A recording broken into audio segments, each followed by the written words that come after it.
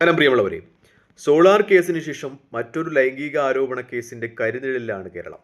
അന്ന് സരിത എസ് നായർ ഇത്തരം ലൈംഗിക ആരോപണങ്ങൾ ഉന്നയിച്ചതിൽ പ്രമുഖർ Oommen Chandy, K C Venugopal, Adoor Prakash, Jose K Mani, Ganesh Kumar എന്നിവരായിരുന്നു. പിന്നീട് ഈ കെ ബി ഗണേഷ് കുമാറിൻ്റെയും ജോസ് കെ മാണിയുടെയും മേലുള്ള ആരോപണങ്ങളുടെ ഒക്കെ ഒരു തീവ്രത കുറഞ്ഞു വന്നു. കാരണം അത് നമുക്കറിയാമല്ലോ, ജോസ് കെ മാണിയും കെ ബി ഗണേഷ് കുമാറും ഇടതുപക്ഷത്തേക്ക് ചാഞ്ഞ അവസരത്തിൽ അവർക്കെതിരെയുള്ള ആരോപണങ്ങളുടെയൊക്കെ കുന്തമുന കുറച്ച് കുറച്ച് കൊണ്ടുവരുന്നതായി കണ്ടു. അതായത് അത് രാഷ്ട്രീയ ലാഭം ലക്ഷ്യമാക്കിയിട്ടുള്ള ആരോപണങ്ങളായിരുന്നു എന്ന് വ്യക്തമാണ്. പ്രത്യേകിച്ചും ഉമ്മൻചാണ്ടി സോളാർ കേസിൽ ഇടപെടുന്നത് കെ ബി ഗണേഷ് കുമാറിൻ്റെ കുടുംബത്തിൽ ഈ സരിതയുമായി ബന്ധപ്പെട്ട ചില പ്രശ്നങ്ങൾ ഉണ്ടാകുമ്പോൾ അത് പരിഹരിക്കുന്നതിന് വേണ്ടിയായിട്ടായിരുന്നു. പക്ഷേ ആ വിവാദങ്ങൾ ഉണ്ടായപ്പോൾ Congress, UDF K B Ganesh കുമാറിനെ മന്ത്രിസഭയിൽ നിന്ന് മാറ്റി നിർത്തി. അപ്പോൾ LDF സ്വാഭാവികമായിട്ട് ഗണേഷ് കുമാറിനെ സ്വാധീനിച്ചു, തങ്ങളെ കൂടെ ഒപ്പം നിന്നാൽ മന്ത്രിയാക്കാമെന്നൊക്കെ പറഞ്ഞു. അങ്ങനെ ഗണേഷ് കുമാർ താനുമായി അടുപ്പമുണ്ടായിരുന്ന സരിത ഉപയോഗിച്ച് UDFൻ്റെയും ഉമ്മൻചാണ്ടിയുടെയും ഒക്കെ നേരെ അപവാദങ്ങളുടെ ഒരു പ്രചരണം അഴിച്ചുവിടുകയായിരുന്നു എന്ന ആരോപണം കേരള സമൂഹത്തിൽ ഇന്നും അന്നും ഒക്കെ നിലനിൽപ്പുണ്ട്. അതുപോലെ വേറൊരു കേസും മറ്റൊരു ഇലക്ഷൻ്റെ സമയത്ത് പൊങ്ങി വരുന്നു എന്നാണ് യാഥാർത്ഥ്യം. പ്രത്യേകിച്ചും നമ്മൾ ആദ്യമൊക്കെ ഈ കേസിനെ കണ്ട ഒരു തീവ്രത ഇന്നലെ ഈ അതിജീവിത എന്ന് പറയുന്ന ആള് മുഖ്യമന്ത്രിയെ കണ്ട് പരാതി നൽകിയതിന് ശേഷം ഇല്ല എന്ന് വ്യക്തമാകുകയാണ്. പ്രത്യേകിച്ചും ഈ കേസുമായി ബന്ധപ്പെട്ട് നമുക്കെല്ലാവർക്കും ഈ പെൺകുട്ടിയോടുണ്ടായിരുന്ന ഒരു അനുകമ്പയ്ക്ക് കാരണം അവർ വിവാഹിതയല്ല, അവരെ വിവാഹ വാഗ്ദാനം നൽകി ദീർഘകാലം രാഹുൽ മാങ്കൂട്ടത്തിൽ പീഡിപ്പിച്ചു. അതിനുശേഷം തനിക്ക് താൻ അവരുടെ ഗർഭത്തിന് ഉത്തരവാദിയാകുന്ന രീതിയിൽ ഗർഭിണിയാകണം എന്നൊക്കെ പറഞ്ഞു. അങ്ങനെ ഗർഭിണിയാക്കിയതിന് ശേഷം നിർബന്ധിച്ച് ഒരു ശിശുഹത്യ ചെയ്തു, അതായത് ഒരു ജീവൻ നശിപ്പിച്ചു എന്ന രീതിയിലൊക്കെ ആയിരുന്നു നമുക്ക് രാഹുൽ മാങ്കൂട്ടത്തിനോടുള്ള കാഴ്ചപ്പാട്.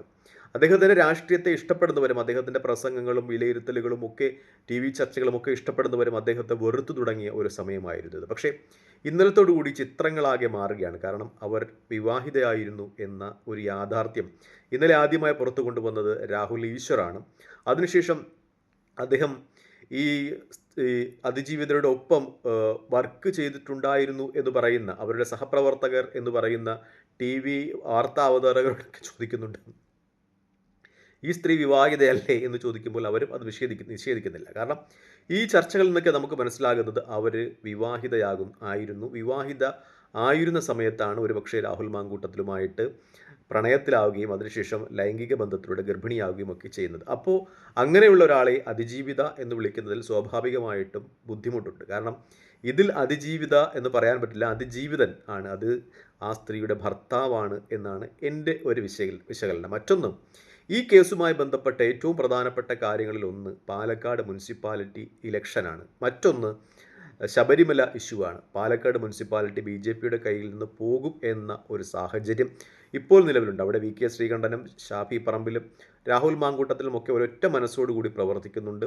BJPയുടെ കഴിഞ്ഞ പ്രാവശ്യം സ്ഥാനാർത്ഥികളായിരുന്ന കൗൺസിലർമാരായിരുന്ന ആളുകൾ ഇപ്പോൾ കോൺഗ്രസിന് വേണ്ടി മത്സരിക്കുന്നുണ്ട്. BJPയുടെ വലിയ സ്വാധീനമുള്ള, BJP വലിയ ഭൂരിപക്ഷത്തിൽ വിജയിച്ച, കഴിഞ്ഞ തവണ കോൺഗ്രസിന് സ്ഥാനാർത്ഥികളില്ലാതിരുന്ന സ്ഥലങ്ങളിൽ പോലും കോൺഗ്രസിന് സ്ഥാനാർത്ഥികൾ ഉണ്ട്. മാത്രമല്ല അവിടെ ഈ കോൺഗ്രസിൻ്റെ സ്ഥാനാർത്ഥികളെ പ്രകോപിപ്പിച്ച് അവരെ സ്ഥാനാർത്ഥിത്വം പിൻവലിപ്പിക്കുവാൻ ശ്രമിച്ച BJPയുടെ സ്ഥാനാർത്ഥിയൊക്കെ രാഹുൽ മാങ്കൂട്ടത്തിൽ ഒക്കെ വിളിച്ച് വിരട്ടുന്ന സന്ദർഭങ്ങൾ കണ്ടു. അപ്പോൾ BJP സ്ഥാനാർത്ഥി പറഞ്ഞത് താൻ അയാളെ പ്ലംബിങ്ങിന് വിളിക്കുവാൻ വന്നതാണെന്നൊക്കെ പറഞ്ഞ് രക്ഷപ്പെടുന്നതുമായിട്ടുള്ള വീഡിയോയിൽ കണ്ടു. അതായത് രാഹുൽ മാങ്കൂട്ടത്തിൽ പാലക്കാട് മുനിസിപ്പാലിറ്റിയിൽ വളരെ ക്രിയാത്മകമായി തന്നെ പ്രവർത്തിക്കുന്നു. പാലക്കാട് മുനിസിപ്പാലിറ്റി കോൺഗ്രസ് പിടിച്ചെടുക്കുവാനുള്ള സാഹചര്യം വളരെയധികമായിരുന്നു. കാരണം പാലക്കാട് മുനിസിപ്പാലിറ്റി BJPയെ സംബന്ധിച്ചത് ആത്മാഭിമാനത്തിൻ്റെ പ്രശ്നമാണ്. കേരളത്തിൽ ആദ്യമായിട്ട് BJP അധികാരത്തിൽ വരുന്ന മുനിസിപ്പാലിറ്റിയാണ് പാലക്കാട്. മാത്രമല്ല കഴിഞ്ഞ 2 പ്രാവശ്യമായിട്ട് BJP അവിടെ ഭരിക്കുന്ന ഒരു സ്ഥിതിവിശേഷമാണ് കൂടിയുണ്ട്. അതുകൊണ്ട് ഈ പ്രാവശ്യം അത് നഷ്ടപ്പെട്ടാൽ BJPയെ സംബന്ധിച്ച് നിയമസഭാ ഇലക്ഷനിൽ വലിയ തിരിച്ചടിയാകും എന്നൊരു യാഥാർത്ഥ്യമുള്ളത് കൊണ്ട് തന്നെ പാലക്കാട് മുനിസിപ്പാലിറ്റി എന്തു വില കൊടുത്തും പിടിച്ചെടുക്കുവാൻ BJP തീരുമാനിച്ചിരുന്നു. അതിന് രാഹുൽ മാങ്കൂട്ടത്തിൽ അവിടെ ഉണ്ടാകരുത് എന്ന് BJP ടാർഗറ്റ് ചെയ്തു.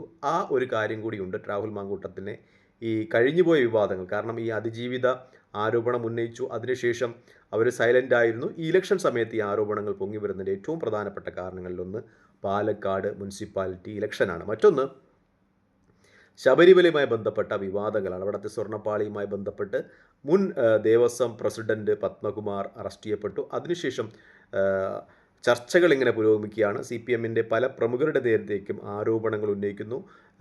പല പരാമർശങ്ങളും പത്മകുമാറിൻ്റെ പല വെളിപ്പെടുത്തലുകളും CPMലെ പല നേതാക്കന്മാരെയും കുഴക്കും എന്ന രീതിയിലേക്ക് ചർച്ചകളൊക്കെ പോകുന്നുണ്ട്. ആ അവസരത്തിൽ ശബരിമലയുമായി ബന്ധപ്പെട്ട് വരും ദിവസങ്ങളിൽ അറസ്റ്റുകൾ ഉണ്ടാകും എന്ന വിലയിരുത്തൽ ഉണ്ടാകുന്നുണ്ട്. ആ അറസ്റ്റിൻ്റെയും അതുമായി ബന്ധപ്പെട്ട ചർച്ചകളുടെയും ഒക്കെ ഒരു ആഘാതം കുറയ്ക്കുക എന്ന ലക്ഷ്യം കൂടി രാഹുൽ മാങ്കൂട്ടത്തിന് എതിരെയുള്ള ഈ ആരോപണങ്ങൾ പൊങ്ങി വരുന്നതിനും അദ്ദേഹത്തിനെതിരെ ലുക്കൗട്ട് നോട്ടീസ് പുറപ്പെടുവിക്കുന്നതും സംസ്ഥാനമൊട്ടാകെ ഇപ്പോൾ ലുക്കൗട്ട് നോട്ടീസ് ഒട്ടിച്ചിട്ടുണ്ട് എന്ന രീതിയിലുള്ള വിവരങ്ങൾ പുറത്തു വരികയാണ്. മാധ്യമങ്ങൾ അതുമായി ചർച്ച ചെയ്യുന്നതിനും പ്രത്യേകിച്ചും ഇടതുപക്ഷവുമായി ചേർന്ന് നിൽക്കുന്ന ന്യൂസ് 24 റിപ്പോർട്ടർ ചാനലുകൾ ഇത് ഇടയ്ക്കിടയ്ക്ക് ഇങ്ങനെ കുത്തിക്കൊണ്ട് വരുന്നതിനുമൊക്കെ പ്രധാനപ്പെട്ട കാരണങ്ങളിൽ ഒന്ന് ശബരിമല ഇഷ്യൂവുമായി ബന്ധപ്പെട്ട് ഇനി വരുന്ന അറസ്റ്റുകളുടെ ചർച്ചയുടെ ഒരു തീവ്രത കുറയ്ക്കുക. മറ്റൊന്ന് നമുക്കറിയാം, കേരളത്തിലെ മാധ്യമങ്ങളിൽ നല്ലൊരു വിഭാഗവും BJPയുടെ സംസ്ഥാന പ്രസിഡന്റിൻ്റെ നിയന്ത്രണത്തിലുള്ളതാണ്. ആ ചാനലുകൾ ചർച്ച ചെയ്യുന്നതിന് ഏറ്റവും പ്രധാനമായ ലക്ഷ്യം ഒന്ന്